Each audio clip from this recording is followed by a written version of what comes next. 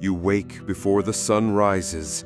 The cold bites your face, the damp straw scratching your back as you hastily pull on the worn tunic that identifies you as the feudal lord's messenger. It doesn't matter if you're still hungry. There's a letter wrapped in leather waiting to be delivered, and what's inside it is worth more than your life.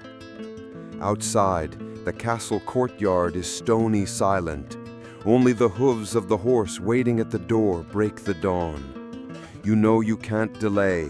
Every minute you stand still is one more minute for someone to suspect the content of the message, intercept the parchment, or simply slit your throat to see if it's worth anything.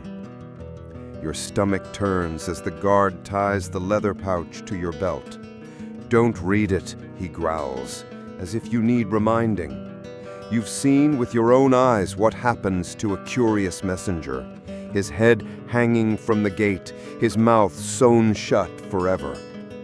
You mount your horse with a jolt. The gate opens slowly, creaking, as if it were also trying to warn you that leaving there is almost the same as digging your own grave. The dirt trail disappears into the darkness of the forest, and that is where your true enemies live. Highwaymen, deserting soldiers, hungry wolves, and worst of all, spies paid by the same castle that sent you. Your heart pounds as the gray light of dawn eats away at the mist. You repeat the route in your head. 3 days to the next castle, 2 rivers to cross, a village where you can trade your horse for another if you are lucky enough to still be alive by then. At every turn, you imagine a drawn bow, a knife in the dark, a silent ambush. Being a messenger in the Middle Ages was not an act of honor. It was a job of slow suicide. The pay?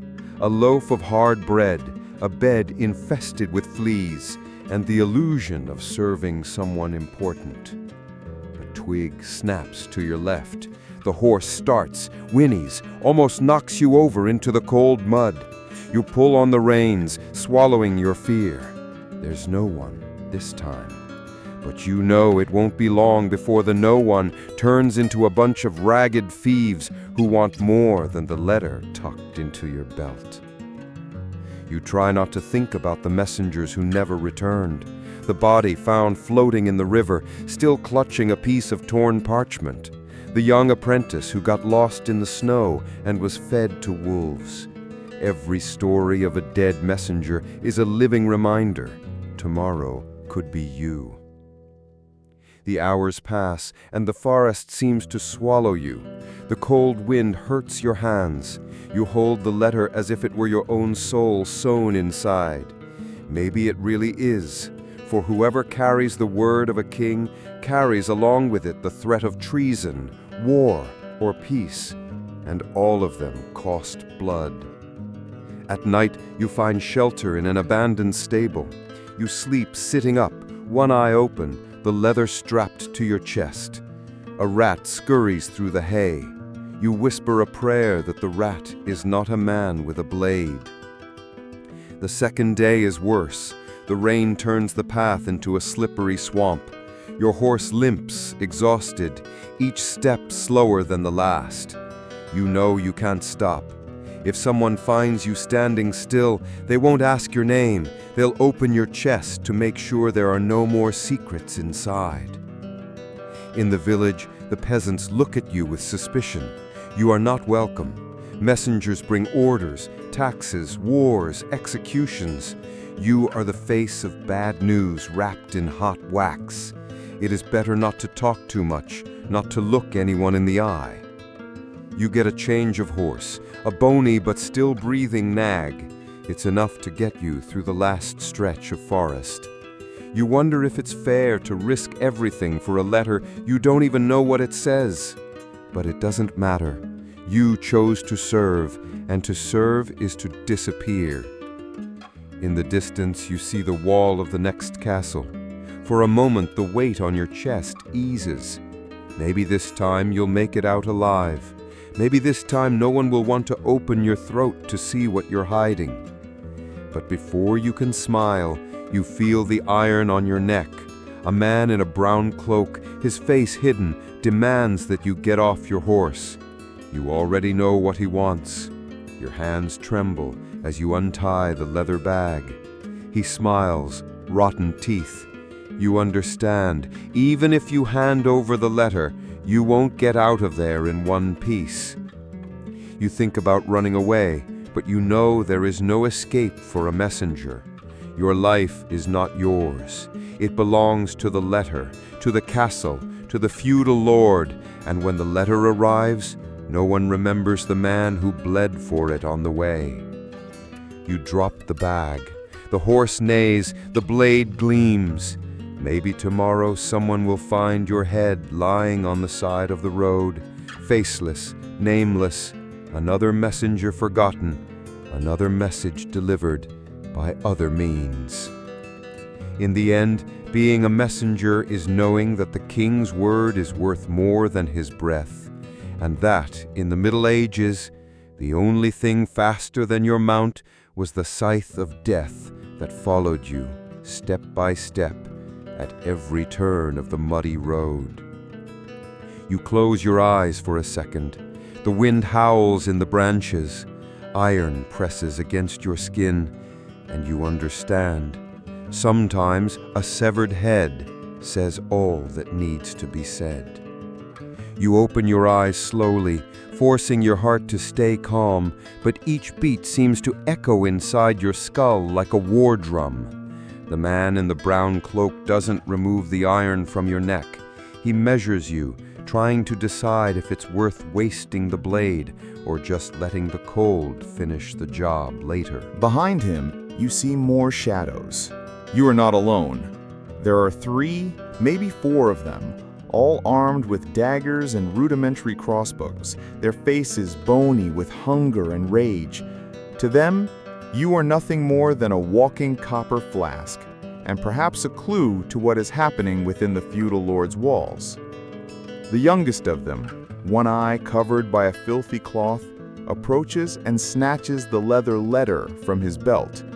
He turns it over in his hand, as if it were a trophy. You swallow hard. The horse breathes heavily beside you, but you know there is nowhere to run.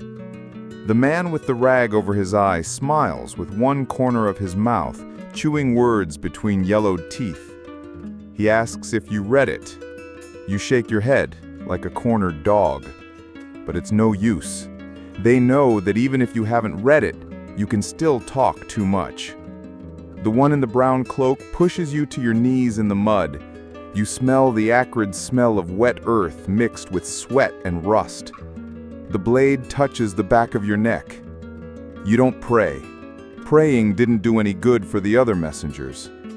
For a moment, everything is silent, just the rustling of leaves and the sound of your heart. Then, short laughs.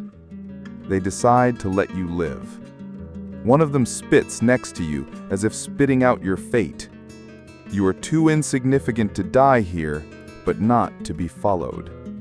You know they can let you go, but your shadow cannot. You will mount your horse again, continue your journey, but now the letter will arrive before you, or it will arrive with you, distorted by the mouth of whoever intercepted it. Death did not catch you in the forest, but it may wait for you at the castle gate. The horse takes off at a trot. You don't look back. Your whole body aches. Hunger bites at your stomach. Your throat scratches as if you're swallowing handfuls of dust. You press your knees against the animal's back, trying to hear beyond the branches, footsteps, laughter, an arrow cutting through the wind. At the entrance to the next village, old women look at you with hollow eyes, as if they know. Children hide behind rotting wooden fences. To them, a messenger is just another figure carrying bad news, a bad tax bill, or a call for a war that no one wants to fight. You try to buy bread with the remaining copper coin. The baker looks askance, passes the stale bread as if it were alms. You swallow hard, dividing pieces for the horse. If he stops, you stop with him. And standing still, you become carrion. On the second day, the forest opens onto a damp field, shrouded in mist. The wind grazes your face. You clutch your cloak to your chest, but there is no warmth.